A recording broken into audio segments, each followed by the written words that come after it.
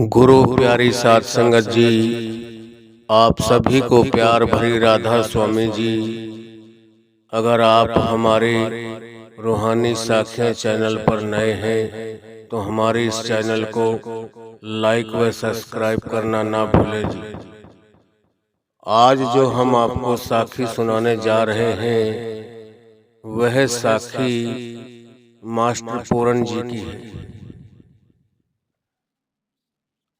ऐसे ही नहीं, मास्टर पूरन जी का इतना नाम है, ऐसे लोग उसकी इतनी महिमा क्यों करते हैं?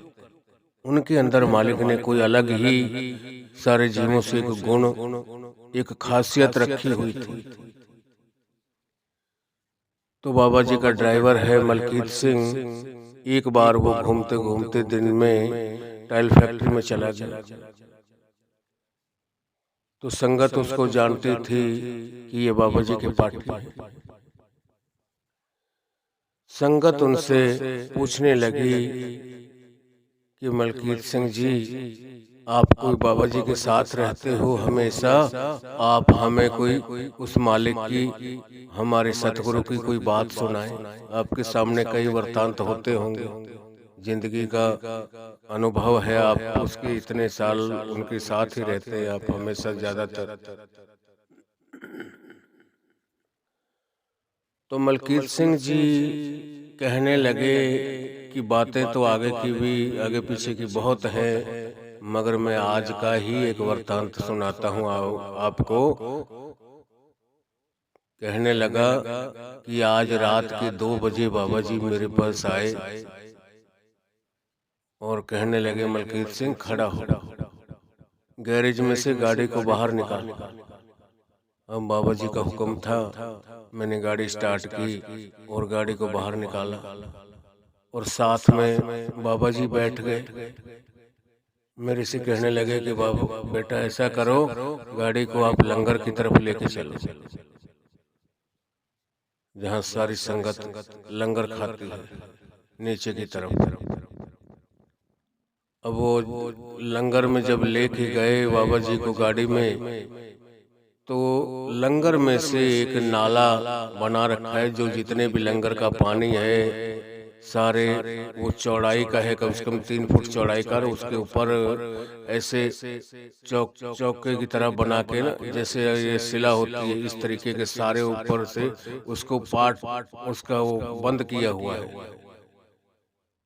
तो उस जो अंदर से वो नाला बनाया हुआ था, वो नाला, उसमें से कोई अचार वगैरह, रोटी टुकड़े, कई चीजें डाल देते, तो उसका पानी रुका हुआ था।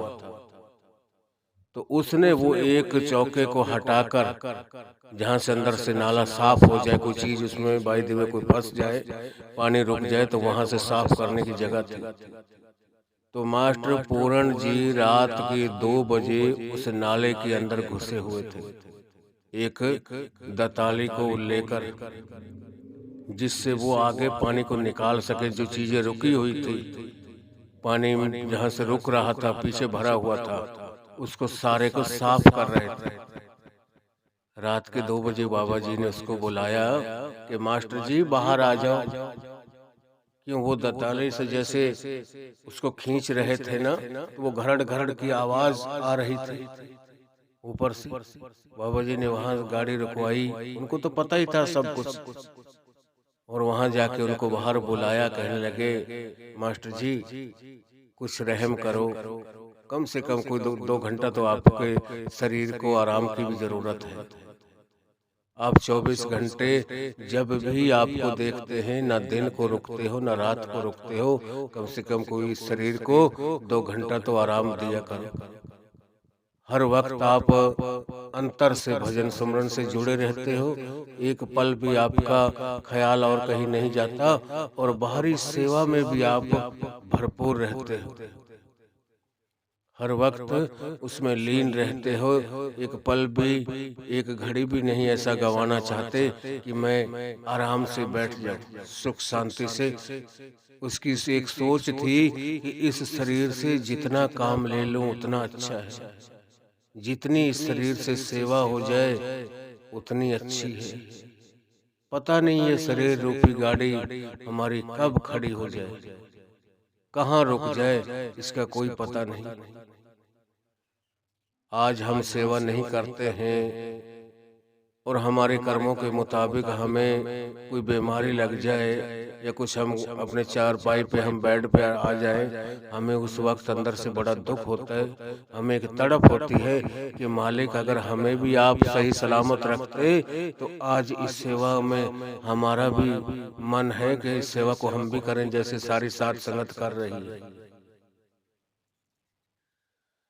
हमें हर वक्त सोचना चाहिए कि सेवा के बगैर कोई गति नहीं।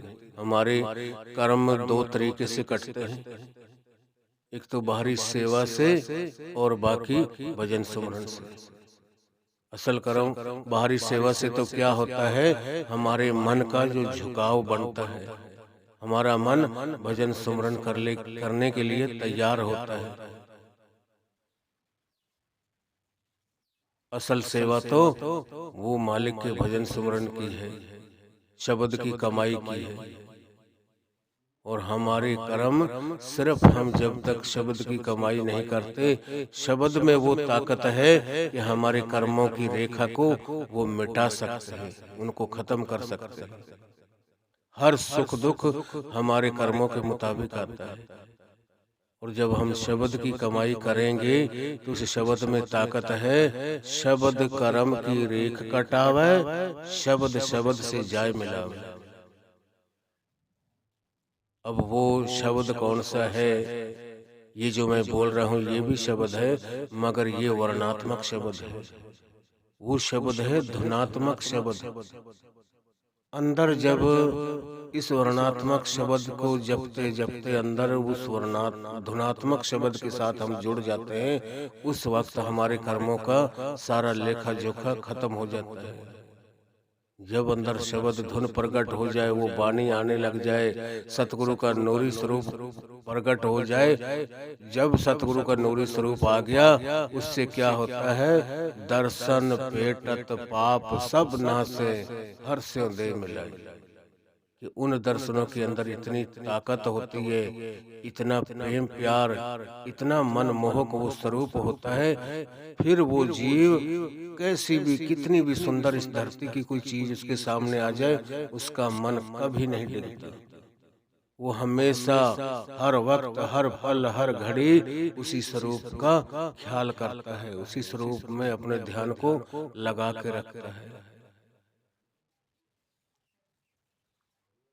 तो हमें चाहिए जितना वक्त हो सके हम उस मालिक की भजन बंदगी में लगे रहें, ताकि हमारा पार उतारा हो जाए। और जिस दिन हमको मालिक ने वापस बुलाया और वहां हमसे पूछा गया, हमारे कर्मों का हिसाब किताब होगा कि आपको उस महतलोक में भेजा और इंसानी जामा दिया, आपको नाम शब्द भी दिया, आपने कितनी कमाई की। वहां ये ना हो कि हम शर्म से अपना सर झुका के बैठे हो, नजर से नजर ही उस अपने सतगुरु से, अपने मालिक से नजर ही ना मिला पाए।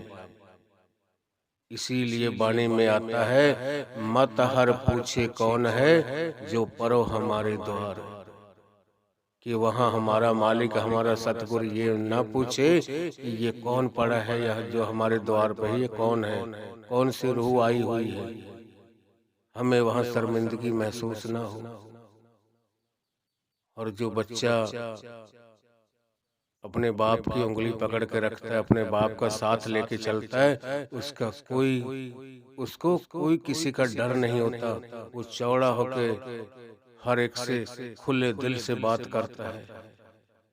और जब हम उस कुल मालिक की, अपने सतगुरु की, अपने बाप की उंगली को छोड़ देते हैं, हम दुनिया में दुख ही दुख सहन करते हैं। हम सोचते हैं कि हम बड़े आनंद में हैं, बड़ी खुशियां हैं, मगर एक छोटा सा बच्चा अपने बाप की उंगली को पकड़ के मेले में जाता है, उसको सारी चीजें अच्छी लगती हैं, लाइटें जल रही हैं, वहाँ हर चीज से उसको खेल खिलौनों में उसको खुशी मिल रही है।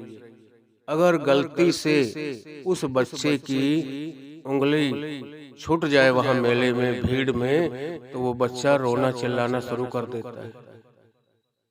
क्यों?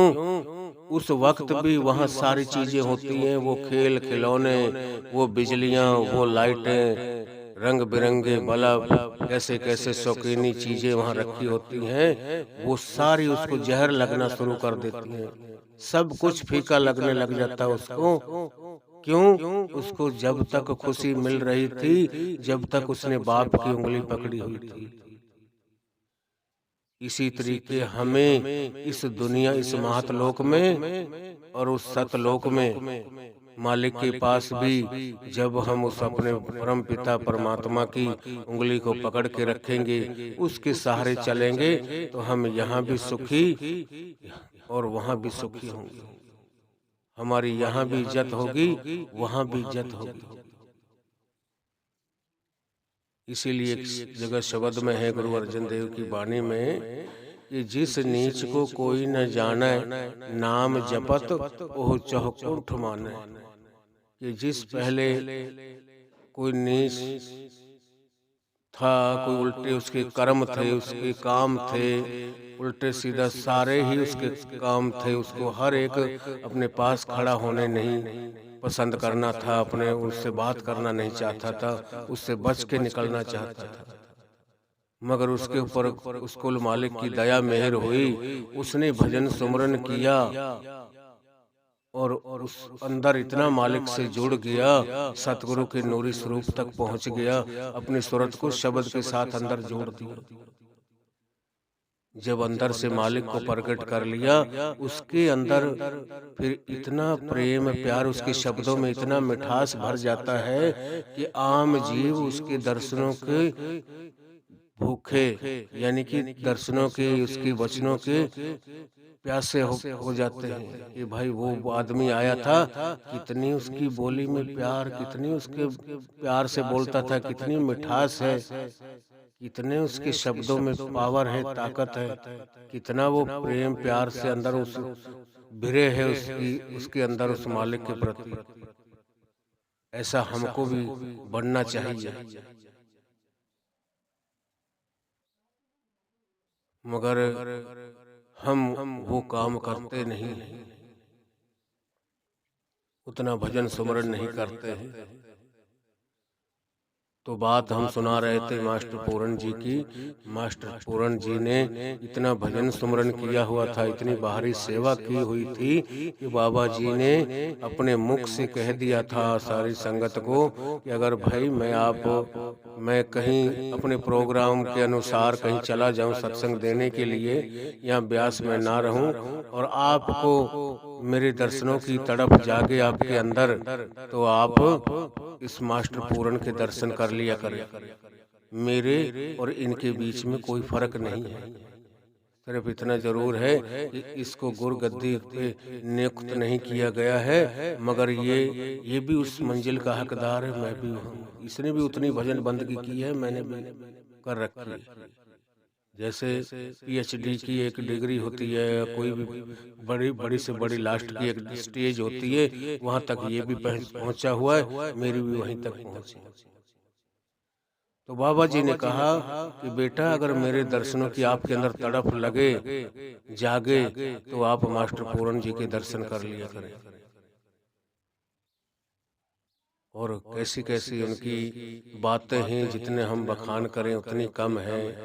एक दफा मास्टर पूरन व्यास के अंदर ही अपनी संगत को लेकर सेवा करवा रहा था, तो एक बहन जी आई।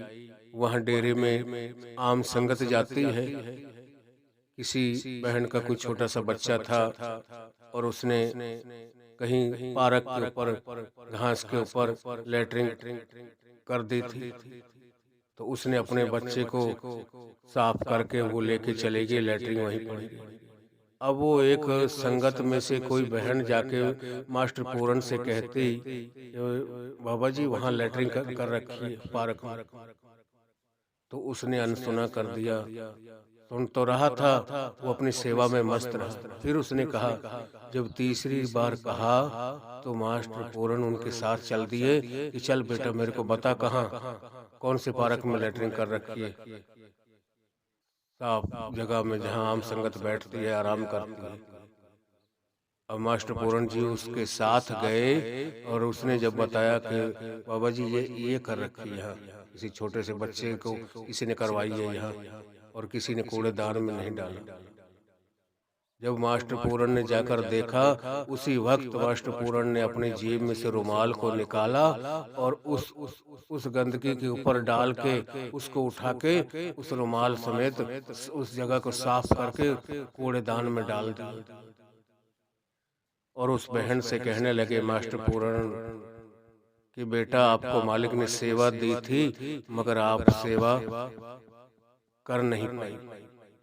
अगर आप इस गंदगी को साफ कर देते, इस गंदगी को डाल देते कूड़ेदान में उठाकर और जगह साफ कर देते, तो आपको पता है आपके कितने कर्म कटने थे।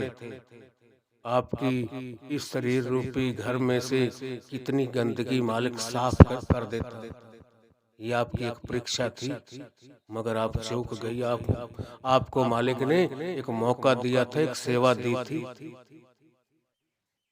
उस वक्त उसको अपने मन में बड़ा धक्का लगा, बड़े चोट पहुंची कि मेरे मालिक, मेरे सतगुरु, ये सेवा मैंने ही कर देनी थी, मुझे ही कर देनी थी। मैं मास्टर पूरन जी से बार बार जाके कहती रही और वो आए, उन्होंने अपनी जेब में से रुमाल निकाला और उस टॉयलेट जो कर रखी थी, लेटरिन की हुई थी छोटे से बच्चे की, उसके ऊपर रुमाल को डाल के और अपने हाथ से उठाकर उस जगह को साफ करके और वो कूड़ेदान के जो ड्रम पड़े होते उनमें डाल दिया। उस वक्त मास्टर पूरन जी ने कहा कि बेटा इस गंदगी को अगर आप साफ कर देते तो मालिक आपके अंदर की जो गंदगी है, जो मैल है कर्मों की, पता नहीं कितनी साफ कर देते वो आज। मगर आपसे वो मौका निकल गया। आपने अपनी सेवा छोड़ दी, सेवा नहीं की आपने। कितने कितने उदाहरण हैं उनकी, कितनी कितनी बातें हैं। जब मास्टर पूरन जी ने चोला छोड़ा, अपना शरीर त्यागा, उस वक्त बाबा जी सिंगापुर में थे। जब बाबा जी के पास फोन गया कि बाबा जी आपका जो एक दूसरा रूप था मास्टर पूरन जी, वो मालिक के घर चले गए, उन्होंने शरीर त्याग दिया है। और उसने अपने शरीर को जो अंगदान होता है, अपने पूरी बॉडी को अंगदान में दिया हुआ है कि भाई मेरे इस शरीर छोड़ जाने के बाद में मेरी आंखें, मेरे कोई किडनी या कोई भी चीज जो मैं किसी को जरूरत हो, जो काम में आती हो किसी के, किसी और भाई के, वो मेरे में से सब कुछ निकाल ले।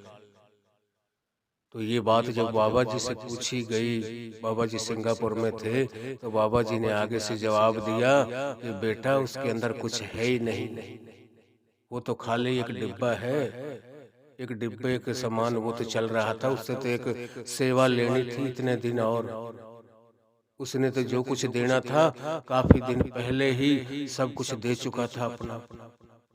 उसके अंदर कुछ नहीं है, ना कोई किडनी है, ना कोई गुर्दा है, ना कोई उसके जितना जितना सामान जरूरत था, उसकी इच्छा थी, किसी को देना चाहता था, उसने तो जिस जिसको देना था वो दे रखा है और उनके अंदर वो चीजें काम कर रही हैं। अब ये बात बड़े हैरान कर देने वाली है। लोग सोचते हैं कि अरे वो चल भी रहा था, अरे वो कुल मालिक था। बाबा जी तो एक पत्थर से सेवा ले सकते हैं, जो एक आम सड़कों के या पहाड़ों के बीच में पड़े हैं। बाबा जी के आगे तो हर चीज उनके नमस्कार करती है, उनके चरणों में झुकती है। एक बार किसी बच्चे ने सवाल जवाब किया बाबा से कि बाबा जी, अगर आपके इतने सेवादार हैं, मान लो कि आप किसी विजिट के अंदर किसी प्रोग्राम में ये सारे यूनियन कर लें, फिर आप संगत को कैसे संभालोगे?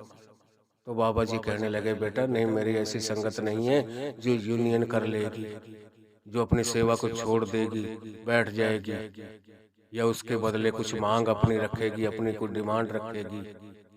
ऐसी मेरी संगत नहीं है। मेरी संगत तो इतनी है कि मैं जहाँ खड़ा कर दूंगा, जहाँ इसको खड़ा करेंगे।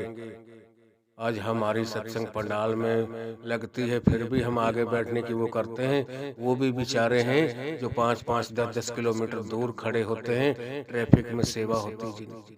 उनको ना बाबा जी का सत्संग मिलता है, ना दर्शन मिलते हैं, नहीं कुछ नहीं होता। वो भी अपने कितने प्रेम प्यार से सेवा कर रहे होते हैं। मालिक उनके अंदर भी बसता है। और हम जो नजदीक बैठने की कोशिश करते हैं, नजदीक वालों को बाद में मिलता है।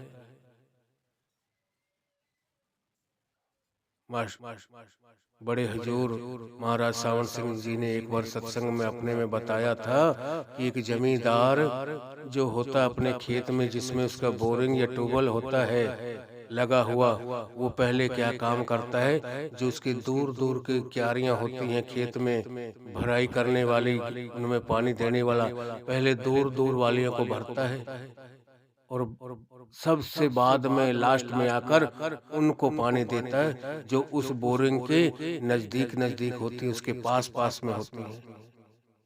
उनको सबसे लास्ट में पानी देता है। वो क्या सोचता है कि ये तो यहीं सामने ही बैठी है, इनको तो जी चाहे जब लगा दूंगा, मैं उनको पहले लगाऊं जो बहुत दूर दूर है। इसी तरीके से मालिक की दया दृष्टि उनके ऊपर ज्यादा होती है जो बेचारे कहाँ कहाँ खड़े होते हैं। और बाहरी जो हम जिनका हम नाम लेते हैं कि हमने बाबा जी के दर्शन किए हैं, ये तो सिर्फ देखना है। जिनको दर्शन बोला जाता है, दर्शन तो अंदर से होते हैं। उनके बारे में सतगुरु कहते हैं कि भाई, जिनको दर्शन देने हैं वो चाहे 7 समुंदर पार बैठे हों, उनको वहां भी दर्शन हो जाएंगे। जिनको नहीं देने, चाहे वो सामने बैठे रहें, फिर भी उनको कुछ नहीं मिलने वाला। ये उस कुल मालिक की मौज है, उनकी दया मेहर है। और जब हम अपने सतगुरु के, अपने मालिक की मौज में, हुक्म में रहेंगे, मालिक हमें सब कुछ देता है। मालिक तो हर वक्त हमें देने के लिए तैयार खड़ा हुआ है। वो तो कहता है कोई सूरमा, कोई बहादुर ऐसा हो कि जो अपनी भजन बंदगी करके हम तक पहुंच जाए। कोई आए तो सही।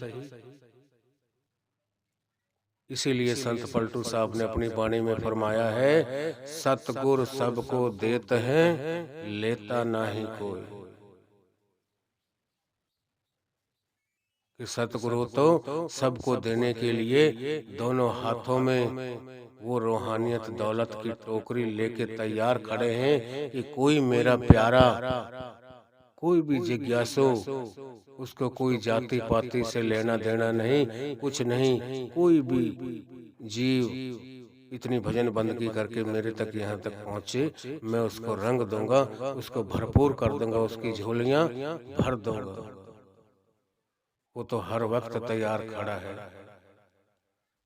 उसके घर में कोई जाति पाति ये नहीं कि कोई ऊंची जाति वाला उस मालिक को अंदर मिल सकता है, और जो नीच जाति के हैं, छोटी जाति में जिनको हम गिनते हैं, मालिक ने तो किसी को कुछ छोटी या बड़ी जाति नहीं बनाई, उसने तो सिर्फ इंसान को पैदा किया है। मगर ये आके हमने यहाँ सब कुछ बना लिया है। इसीलिए संत पलटू साहब ने अपनी वाणी में कहा है, जात पात पूछे ना को, हर को भजे सो हर का हो। कि उस मालिक के घर में कोई जात पात नहीं पूछी जाती, कोई जात बिरादरी या ऊंच नीच का वहाँ कोई भेदभाव नहीं। उसको तो कौन सा रूह, कौन सी रूह अच्छी लगती है, कौन सा जीव अच्छा लगता है, जो उससे प्रेम प्यार करता है, उसकी भजन बंदगी में लगा हो और उसको कुछ नहीं चाहिए। जिसका ख्याल हर वक्त उस कुल मालिक में जुड़ा रहता हो। ऐसे प्रेमी जीवों को वो खुद ढूंढ लेते हैं, खुद उनके पास चले जाते हैं। ये नहीं कि जिनके अंदर से सच्चा प्रेम प्यार जाग गया, उनको कहीं जाने की जरूरत नहीं होती। इसीलिए कबीर साहब ने अपनी वाणी में कहा है, प्रेमी ढूंढत मैं फिरूं, प्रेमी मिले न कोई, जो पै मुख बोले नहीं तो नैन देत है रोए। कि प्रेमी को तो वो कुल मालिक खुद ढूंढ लेता है, प्रेमी को कहीं जाने की जरूरत नहीं होती। मगर उसको एक प्रेम आ तो जाए, वो प्रेम सच्चा तड़प आनी तो चाहिए। जिस वक्त जब तक बच्चा खेल खिलौनों में लगा रहता है, उसको अपने माँ की तड़प ही नहीं जागती, उसको अपनी माँ का प्रेम ही प्यार ही नहीं जागता, जब तक माँ भी अपने काम काज में लगी रहती है। सोचती है कि मेरा बच्चा खेल रहा है, लग रहा है उसको। और जब उसको वो अंदर से अपनी माँ के प्रति वो प्रेम उमड़ता है, उसकी विरह जागती अंदर से, वो माँ को जब एक सेकंड नहीं दिखाई देती तो वो रोना शुरू कर देता है कि मेरी मम्मी कहाँ चली गई, वो कहाँ है। और उसको फिर कितने भी बहलाने वाले हों, कितने भी खाने की चीजें दें, कितने भी खेल खिलौने दें, उसको जब तक सब्र नहीं आता, जब तक उसकी माँ उसको उठा नहीं लेती और अपनी माँ को मिलकर एकदम शांत हो जाता है। और वो उसकी आंखें पोंछती है, उसके माथा चूमती है, अपनी छाती से लगाती है कि बेटा मैं तो यहीं गई थी, मैं क्यों जाऊंगी आपको छोड़ के कहीं। वो कहता है माँ तो कहाँ चली गई थी, मेरे को क्यों छोड़ के गई, वहां भी गई है तो मेरे को साथ लेके जाती। तो वो माँ को पता होता है उसके प्रेम का कि ये कितना प्रेम करता है मेरे से। न वो बच्चा रह सकता है माँ बगैर, न माँ उस बच्चे के बगैर रह सकती है। ये सच्चे प्रेमियों की एक निशानी है। वो दिखावा नहीं करते, हम तो दिखावा कर रहे हैं। प्रेम अभी हमारे अंदर नहीं है। जिस दिन वो प्रेम जाग गया, उस दिन कोई दुनिया की ताकत नहीं जो हमें हमारे सतगुरु से और अपने मालिक से ना मिलने दे।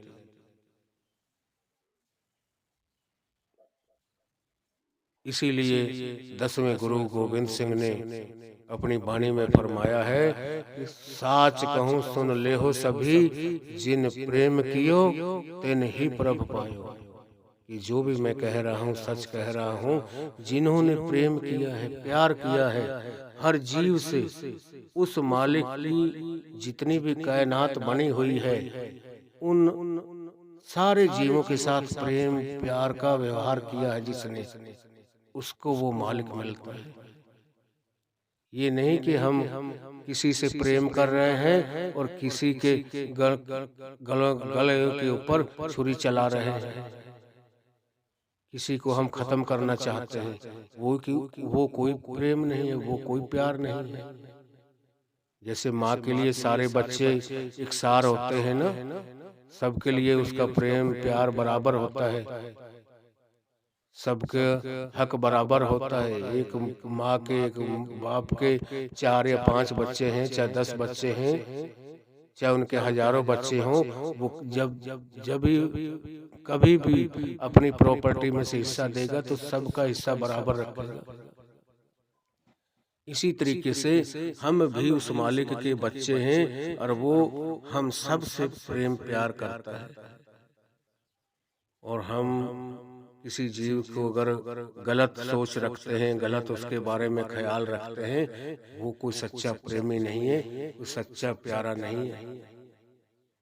सच्चा प्रेमी वो है जो उस मालिक के जितने जीव बनाए हुए हैं सबके साथ प्रेम प्यार का व्यवहार करता है, सबके साथ प्रेम प्यार से रहता है। वो ही सच्चा मालिक का प्यारा है। तो हमें भी चाहिए अपने मालिक के, अपने सतगुरुओं के असूलों के ऊपर चलें, उनके वचनों के ऊपर चलें, ताकि हमारी भी, हमारा सतगुरु हमारी भजन बंदगी की लाज रखे। हमारा परमार्थ भी बनाता है हमारा सतगुरु, हमारा स्वार्थ भी बनाता है। राधा स्वामी जी।